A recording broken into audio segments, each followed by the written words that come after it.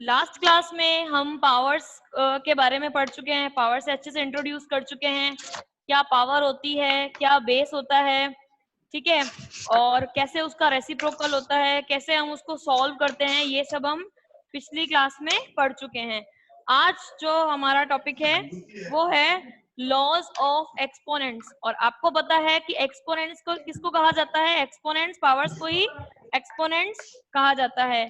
तो पावर्स के या एक्सपोनेंट्स के कुछ लॉज है, कुछ रूल्स है, आज हम उनके बारे में डिस्कस करेंगे।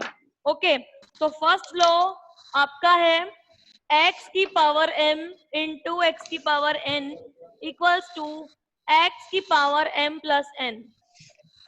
हमारा फर्स्ट रूल है x की पावर m इंटू एक्स की power n equals to x की पावर m प्लस n। ये है हमारा फर्स्ट लॉ।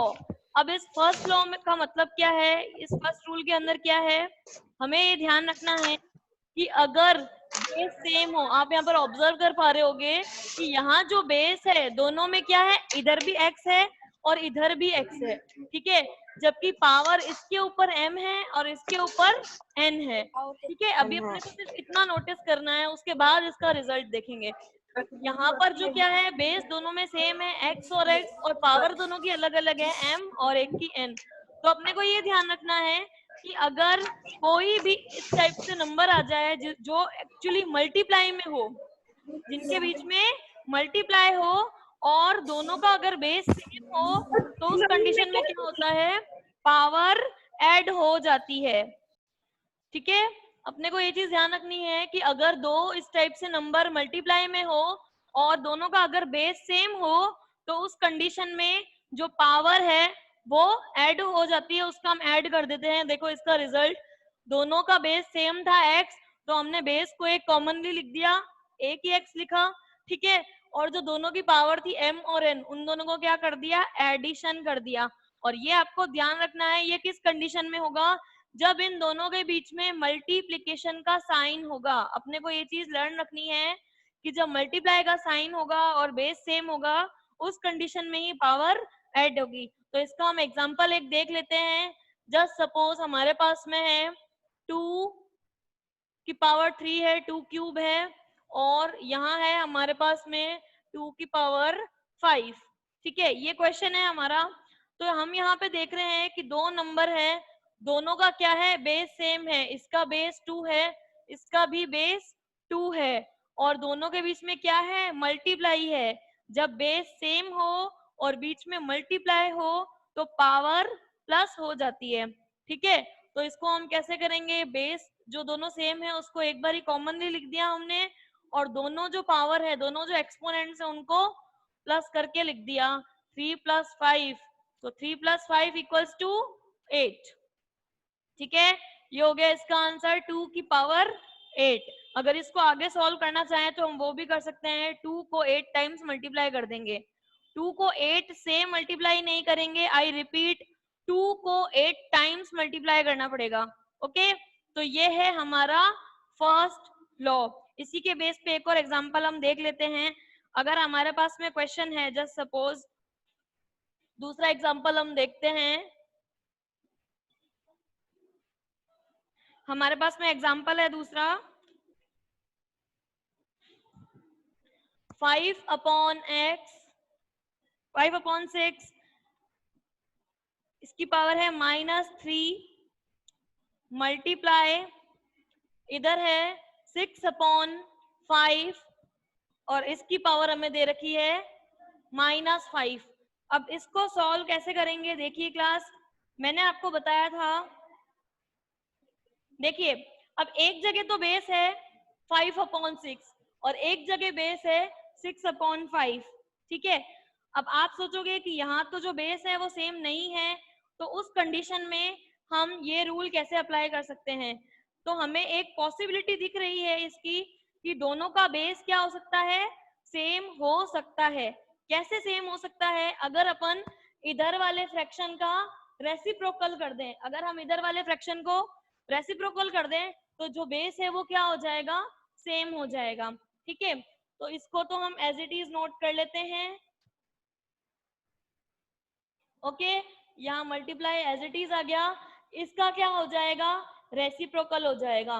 और रेसिप्रोकल करने से क्या होता है, हम पहले भी पढ़ चुके हैं, रेसिप्रोकल करेंगे किसी भी फ्रैक्शन का बेस का अगर रेसिप्रोकल किया जाएगा तो जो उसकी पावर है उसका साइन क्या हो जाएगा, चेंज हो जाएगा। जस्ट सपोज अगर ये -5 है तो ये +5 हो जाएगी।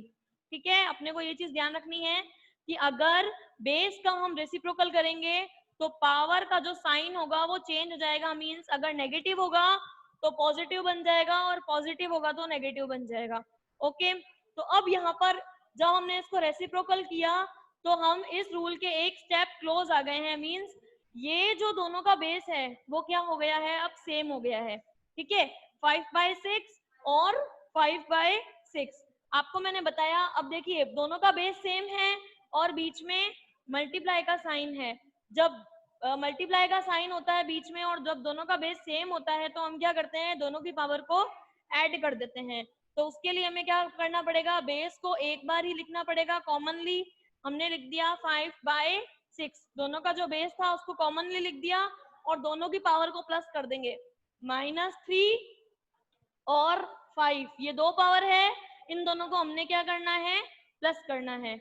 ओके, अब इसको सॉल्व करके लिख लेते हैं हम। यहाँ पर देखिए -3 एंड +5, जब माइनस प्लस होता है, जब दोनों डिफरेंट साइन होते हैं तो क्या होता है, माइनस प्लस माइनस, सो 5 - 3 = 2।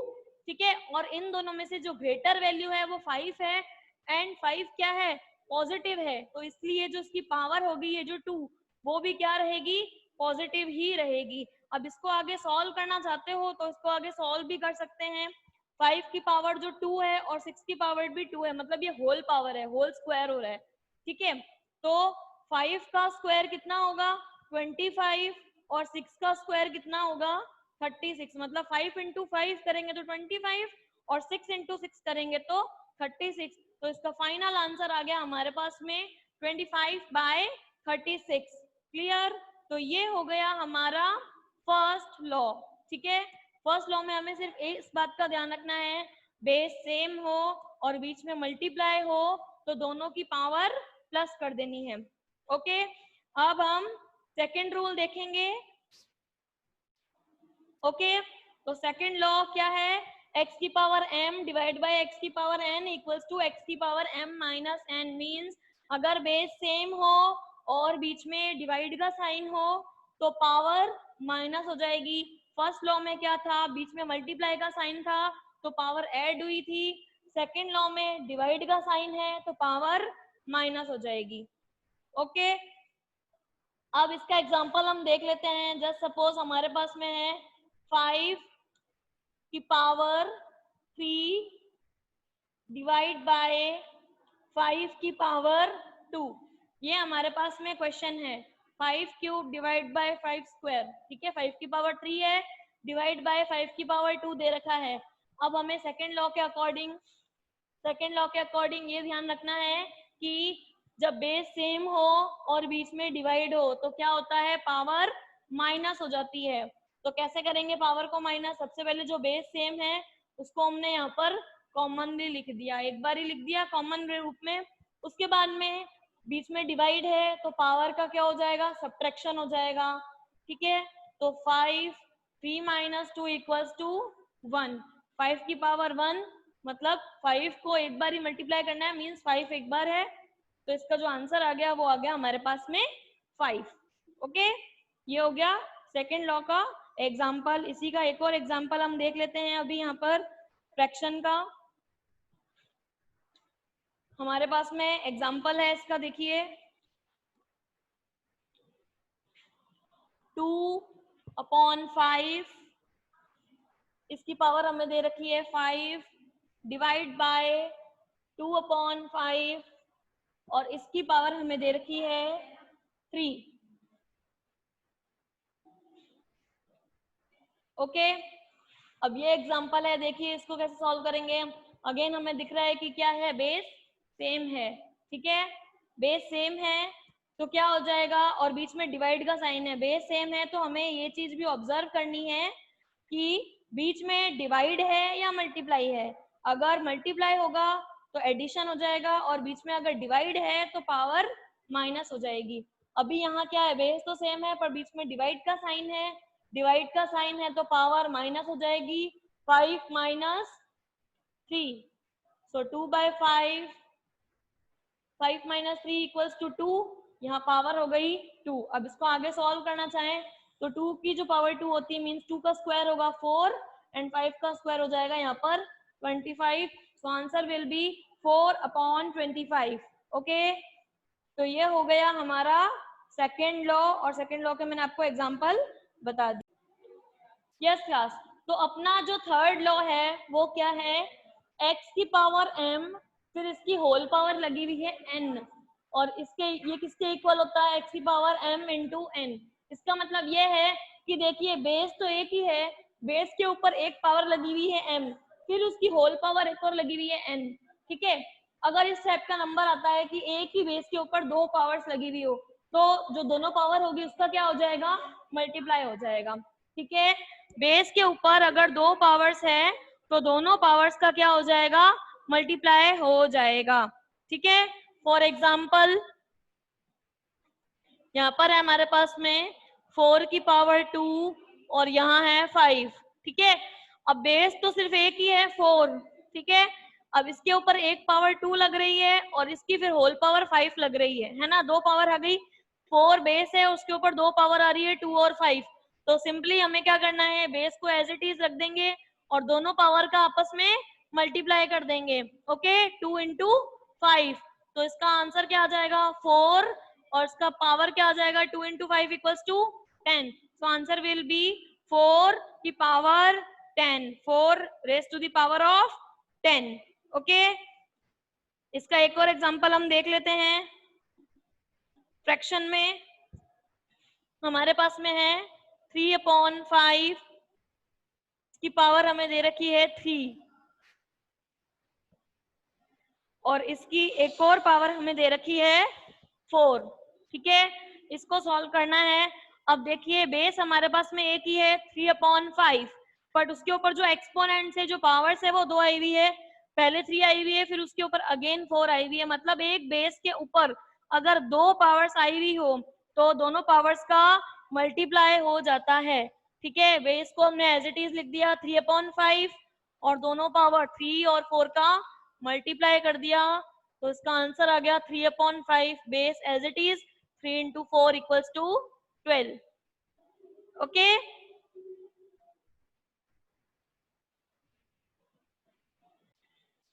यस क्लास, तो हमारा नेक्स्ट फोर्थ लॉ है x की पावर 0 इक्वल्स टू 1। इसका मतलब क्या हुआ कि अगर देखो x क्या है, यहाँ पर बेस है और इसकी पावर हमारे पास में 0 है। ठीक है, तो उसका आंसर आ रहा है 1। इसका मतलब कि एक रूल ये है इसका, अगर किसी भी बेस के ऊपर पावर 0 हो तो उसका आंसर हमेशा क्या रहेगा, 1 रहेगा।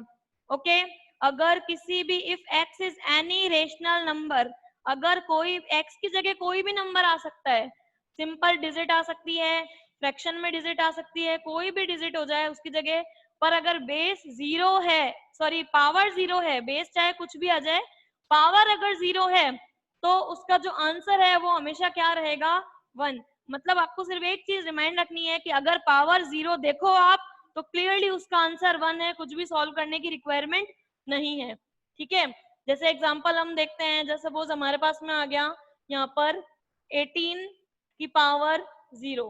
अब 18 की पावर 0 आ गई तो आंसर क्या रहेगा, 1। पावर 0 देखते ही हमें आंसर 1 पुट कर देना है, चाहे फ्रैक्शन हो जाए। जैसे सपोज आपको दे रखा है 2/5 की पावर 0, तो पावर 0 है तो आंसर विल बी 1। चाहे किसी भी टाइप का नंबर हो, सिंपल नंबर हो, फ्रैक्शन हो, हमें सिर्फ ये ध्यान रखना है कि अगर पावर 0 है सो answer will B 1। Okay, now next fifth law जो हम देखेंगे, फिफ्थ लॉ हमारे पास में है कि अगर x की पावर 1 हो और जो उसका आंसर है वो क्या रहेगा, x ही आ जाएगा। मतलब अगर किसी भी बेस की पावर अगर 1 हो तो वही का वही नंबर वापस से रिपीट हो जाएगा, उसका जो आंसर है वो खुद बेस ही हो जाएगा। ठीक है, फॉर एग्जाम्पल यहाँ हमारे पास में है 5 की पावर 1। अगर पावर 1 है तो जो उसका बेस है वही उसका आंसर हो जाएगा। बेस क्या है? 5 है, तो आंसर वापस क्या हो गया? 5 हो गया। ठीक है, फ्रैक्शन ले लेते हैं हम यहाँ पर। 3/7, इसकी पावर दे रखी है 1, पावर 1 है, तो एज इट इज बेस ही, जो बेस है वही उसका आंसर हो जाएगा। मतलब जो उसका आंसर हो गया वो क्या हो गया? 3/7। ठीक है, चाहे नेगेटिव आ जाए हमारे पास में, यहाँ पर अगर हमारे पास में आ रहा है -4/5 और इसकी पावर 1 दे रखी है, तो वापस यही का बेस जो है वही रिपीट हो जाएगा यहाँ पर -4/5। ठीक है, तो ये हो गए हमारे आज के 5 लॉ। बाकी के लॉ हम नेक्स्ट क्लास में पढ़ेंगे। ओके।